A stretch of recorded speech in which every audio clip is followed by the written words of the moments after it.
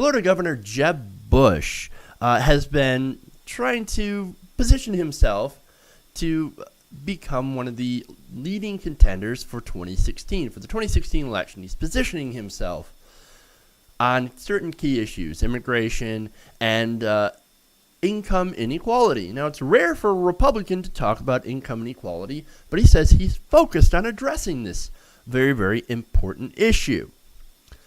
However, he may say one thing, but his actions prove that he is interested in doing another. Now, first of all, I want to give you a quote here from Jeb Bush about income inequality. He says, quote, "We are moving to a world that is sticky in the ends, where it's harder for people in poverty to move up and where the rich are doing really well and the middle is getting squeezed." That was a recent speech that he had given about income inequality. Okay, it sounds pretty good, right? It sounds like more something that you would hear more from President Obama and not, a Republican. Because if you remember, back in 2012, Mitt Romney didn't exactly run on economic inequality.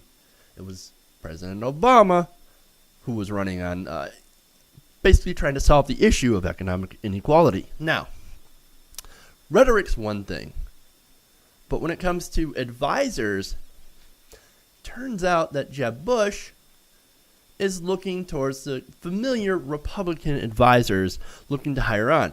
Now, they brought on economist Glenn Hubbard. Now, if you're not sure who Glenn Hubbard is or what he's done or what he could bring to a Jeb Bush candidacy, well, I'm going to point that out now. See, Glenn Hubbard's been involved with the last Bush administration. He was actually the leading architect of the George Bush tax cuts. Yes, the tax cuts that helped make the economic inequality even higher. And of course, it's also added greatly to our national debt and deficits, something that President Obama has been working really hard to fix. Now, Glenn Hubbard, that's not the only thing he has done. He's also been involved with deregulating Wall Street.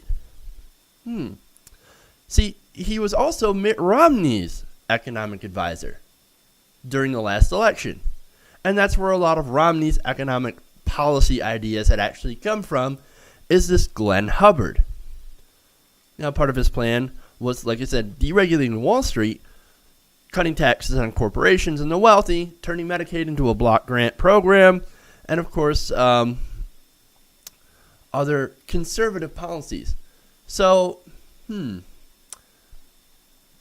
Jeb Bush brings on Glenn Hubbard to his team to be his economic advisor, and then says, well, we're going to focus on inequality. Well, how would you do that? Well, the answer is by doing the same old tired Republican policies that have heightened income inequality.